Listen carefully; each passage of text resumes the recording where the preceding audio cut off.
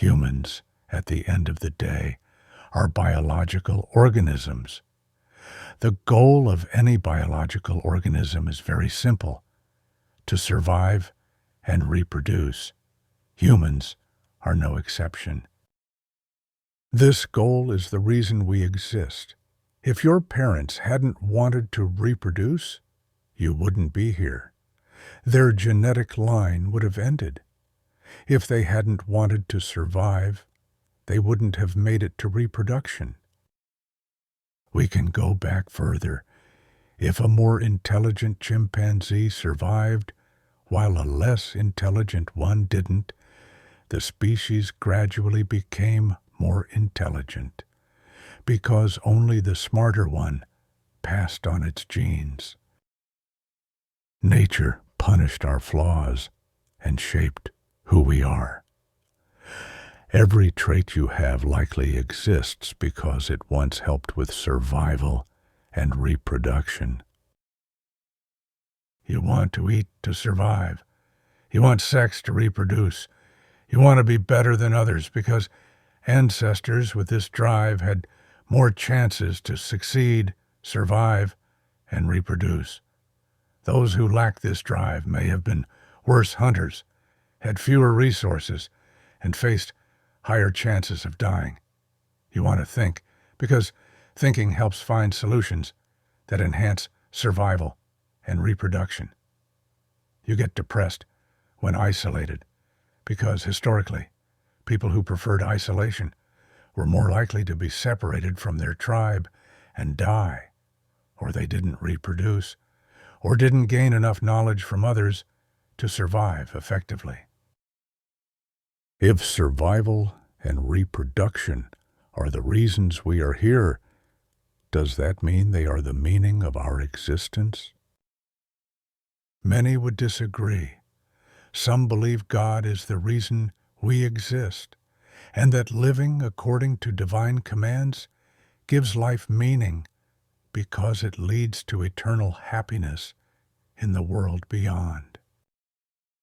However, this belief doesn't always benefit the individual. Some have died because they followed God's word. Some avoided sin even when they knew they wouldn't be caught. Yet such beliefs often benefit society. Nations undergo a form of natural selection, too. Larger, more cohesive groups tend to defeat smaller, fragmented ones. Over time, human societies grew from small tribes of 200 people to modern nations with populations exceeding 100 million. To grow, people must follow certain rules. For example, not killing each other. Religion provides a moral framework that encourages rule following. Nations without a shared belief system may have lower compliance, and thus may be weaker, more easily overtaken by more unified societies. The idea of God emerged to fulfill a social need, the need to obey rules, and the tendency to follow rules might itself be a trait that improved survival. People who could cooperate had better chances of thriving in groups, which helped their genes persist.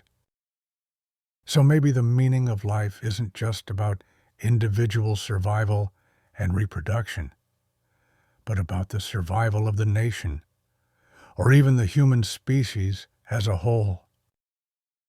Maybe you're just a tool in the creation of the perfect organism, one capable of surviving all conditions and populating the universe. And we're just a part of this massive, ongoing chemical process, until every atom in the universe becomes part of a vast, unified human. Technology has exposed many of our flaws. Our drive for progress is exploited by game companies, pushing us to perform actions that bring no real survival or reproductive benefit. We scroll endlessly through social media, fulfilling our need for connection, yet forming fewer deep, real-life bonds. We have sex because it once led to reproduction.